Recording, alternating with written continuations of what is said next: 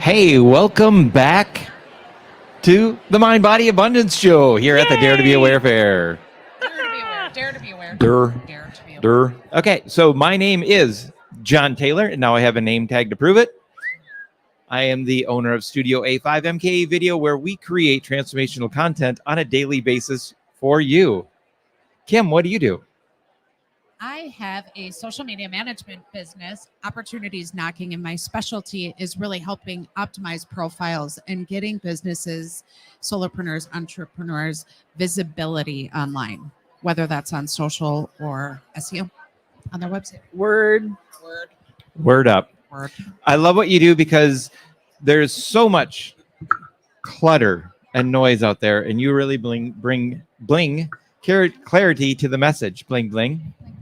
Thank you. There we go. Thank you. It's like you're friends with Oprah or something. I mean, I might have met her. Might Just have happened saying, once. not Might name have happened dropping. once. Okay. Charlene Osterling Hi. from the Stupid Good World is here to talk about the Stupid Good World. Yes. Thanks for having me. We love seeing your face on Mind Body Abundance. Why do I have such a hard time saying that? Mind Body Abundance. Body We need abundance. to Do we say have to it workshop the name? slower. I think we do. We need to say it slower and not be so excited. Charlene, what is Stupid Good World? A stupid good world is this amazing place that comes from within you and shows you your purpose and the legacy you were put here to leave. How many people are trying to find their purpose? How many people live their purpose? You have a percentage. 8%. 8% people, 8%. 92 die trying. Can we just get rid of that word from the English language? Trying or dying? Trying is overrated. That's and right. dying isn't real. So You we have a don't need word for it. I'm sure of it. Yeah, for Sure sure. of it. Yeah. I'm just going to sit there quiet, or are you Oh, going to you want me to word war try? Yeah. Be. Start being, stop trying. How about There we that? go. There we Okay, go. I Right on the will. spot. I will challenge your 92%, Okay. and here's how. When Da Vinci was 41 years old, he had done nothing of his inventions and his legacy that he left to the world. When he was 42 years old, he started. So at 41 years old, was he living his potential? And how was he feeling? I can easily tell you the answer to that Perfect. because the first 41 years that he was in existence, he was gathering tools to find his purpose. Did he know that? Not until he was 42. The reason I ask is not to challenge you or not to discredit I it, love this. but it's to some of us are older than 41 or younger. I don't know. But we're in that place where it's like, are we doing our purpose? Are we doing the thing? And when will that revelation happen? So just the fact that you are asking that question tells me that you are in the pursuit. The pursuit of happiness. Yeah, because some people think like retirement's the way to go, right? So they scrape everything together and they spend at least 8 hours a day of every day of their life living to work and working to live. And then they're done with that section and they're like, going to get tired again. They retire. Retire. That's one of the favorite things that you say. Yeah, Why do you because want to retire yourself? you served a purpose in what you chose, but there's also tools that you're not understanding you're picking up. And the biggest gift of everything in life, including age, because it's just a number of experiences. Do you think when someone's living their purpose, fulfilling their purpose, they always know? Or do you think they may be already doing it, but have zero clue that they're doing it? Exactly. So Perfect answer. No, well, we talk about the awakening, right? So it's that point where you now see the common denominators of so many things, including the most important thing is having fun. Mm-hmm. Right? Fun is the acronym in a stupid good world for feel unlimited now. So if you go back in your life and people will say, well, the top 5 things I did as a kid that I loved were involved being in nature and running through the woods and climbing trees. And I quickly point out 5 jobs that involves climbing trees. Right?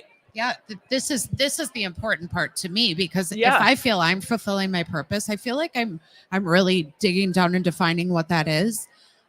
It's not bringing income, and I'm okay with that if I have to find another source of income, but I'd rather be fulfilling my purpose more time than providing income. Like, So- let's get the food on the table, let's do all that, let's do what we have to do, but at the end of the day I still want to fulfill my purpose. But I believe that there are ways out there to fulfill my purpose and do both, so I don't have to do both. So when things appear in your life and they seem really connected, but they may not bring in a lot of revenue, they're just pieces of the whole that you need the experience of, that's going to fit into your purpose. So there's never wasted time. You're never stuck. You choose to be where you are, and you're there until it's time to go, whether you voluntarily leave because you realize this isn't what's happening in my life, Right. or you're fired. Right. Or you're made redundant, or COVID happens and you're sent home. And then you're looking at yourself in the mirror and Michael Jackson's black and white videos playing, like, who am I? Like, you morph into all these faces, and then you're left with just yourself. And that was the beauty of people being at home. But it wasn't viewed that way because there was no recognition that you don't just work to live to work and make money. So if we look at money as energy, everything is energy, right? So we may not be able to talk to a tree, but it's a living, breathing thing we couldn't live without as human beings. We are the blessed entity that has the choice. So what are you choosing? And understand that everything you do matters, including what you don't do.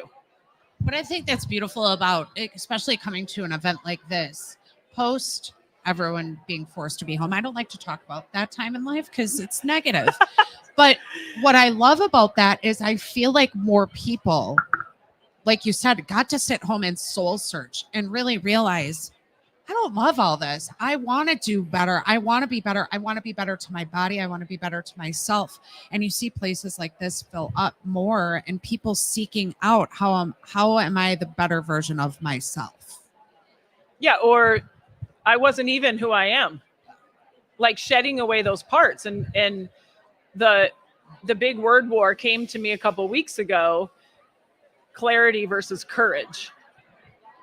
Right? So if we're asking for clarity versus asking for courage, when you ask for courage, you're asking for something you already possess, but you aren't using. Mm-hmm. So when you ask for courage, you're also asking for the situation to come that you need to be courageous for.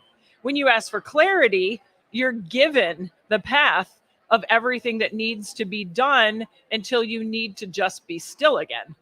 So when you start cracking away everything you aren't, and you start to see every single thing in your life as a tool that you can utilize, and every experience turns to a dot to take you to the path to your purpose. I mean, somebody names jelly beans for a living. Somebody names nail polish for a living. Somebody samples candy and wine and food for a living. And we think, oh, it's so ridiculous that we can't have fun the rest of our lives. Now, there's going to be points in time when you have a down spurt, right? Mm-hmm. But we just talked about that. Right. You can choose to see it as being down, or you can choose to see it as it's time to get still, to hear and then speak my truth. Because when you do that, all of that illusion, including time, including death, including any type of limited nature, anything then starts to fall away, and you start to have more fun because you are feeling more in alignment, which is the only difference between feeling bad and feeling good, is being in alignment or being out of alignment. End of story. And we're not meant to be on that high vibration all the time. We just couldn't handle it if that was the case. So we have to honor those times when we have emotions that surface. Let's get to the root of that. Let's take away all of the negative stigma behind any type of diagnosis or any type of thing that's going to put us in a box that we can't live our authentic being. That's what holds us back. And then we become a name. You're Kim and I'm Charlene and this is John. Now Thanks what? for showing up today. Thanks for coming. That's so beautiful. So going back to our test subject, I'm sure that Da Vinci spent a lot of time alone and has spent a lot of time in quiet to find that purpose. What do you do, or what could you recommend to people watching online or here in the audience if they would like to, a wise woman told me when I was in stress that I should take a few days off and go out in the woods and be calm. And I think that's great advice. What would you share as advice for our audience? That point of getting still.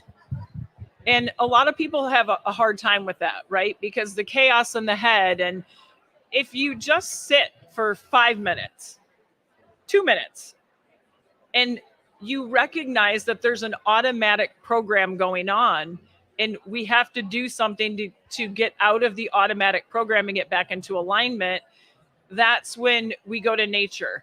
That's when we go to an art class. That's when we go to knowing that you are in a space that's defined as work, as a job, and you've made the choice to go there and do that thing. Now go there and do that thing, but have a whole nother perspective while you're there. And all of a sudden things start showing up. So it's that point of really get out of your own way. That's my biggest piece of advice. And the way you do that is you start to recognize all of the programs that replay.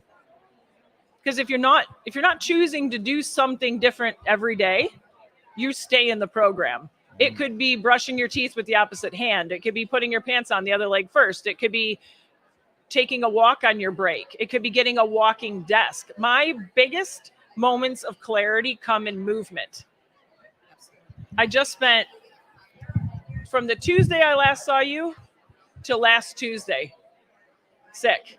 And I wouldn't even define it as sick, but for a simple understanding of what I'm talking about, I was not 100%. Mm-hmm. And I literally got cracked open to the point where I fasted the first 5 days to starve the dis-ease and let everything happen the way it was supposed to. And all of this mental clarity came. So the second half of my book got titled. The introduction to the second half got written. That it's already written. The second half's already written. I split the book in two. Then a new recipe came for stupid good food. And that new recipe is crunchy and delicious. Stupid good. Stupid good. So to your point, John, it's all about doing something different, seeking something that other people might have used to get out of their own way. Switching up the music you listen to.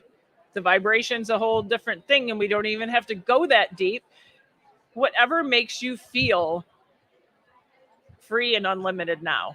I love your suggestions of variety, because a lot of us, and especially as parents and employees or whatever, we feel guilt to be still or to go in the woods for a day or to say, I'm going to take an hour for just me and just be quiet. 2 minutes. Sometimes you're like, well, but in those 2 minutes, I could have washed the dishes or I could have done this or made this meal. So I love that you're offering the different variety of, brush your teeth with the opposite hand. It's forcing your brain to be a little bit different for that moment. So thank you. Or like washing the dishes. There's nothing more therapeutic than water. So if you honor the water that's flowing, that is touching you, that's vibrating on a different level, if you honor that while you're doing it, it makes washing the dishes a whole different experience. It's not a chore anymore. I'm telling my kids that. I mean, it's There's serious, something about though. Like, seriously, you have to flip the script on what you think you know. And while you're scrubbing that toilet, you appreciate that water. It's inside that toilet. Have fun. Splash in the toilet if that's what you got to do. Get out the rubber wash your ducky. hands Let after, him do help. what you got to do. It's fine. Then Please throw don't the flush duck away. There's something about washing dishes, and in sobriety, there's a thing where sponsors always say, do your dishes, clean your kitchen. So like you call your sponsor and you're like, my life sucks and I'm going to complain about all my problems. And the response that you get is, did you do your dishes? And you're like, what does that have to do with my problems? I want, feedback and I want information on it. But it's what you're saying. It allows you to be calm. You have to focus on it. Fishing also works. I found that. So if you're, got a lure. Getting your sink empty or making your bed so it looks done, you just cleared all the energy around everything. So think of the difference in your energy level when you have a hard day or you're having a moment And all of a sudden you walk into your house and it's in shambles, right? There's dishes in the sink, your bed's not made, your shoes are on the floor, your shoes don't match, your socks are inside. Like, when you clear, it's no different than the mental clarity you need by decluttering what's all the stories that really aren't, they have no truth at all, right? They might have been useful for the time being, but there's no truth to those things.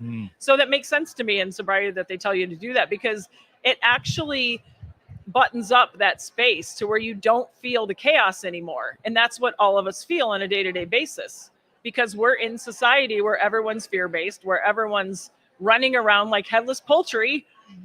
All they have to do is stop and put their head back on for 2 seconds. And it's like, oh, look, the sun just came out.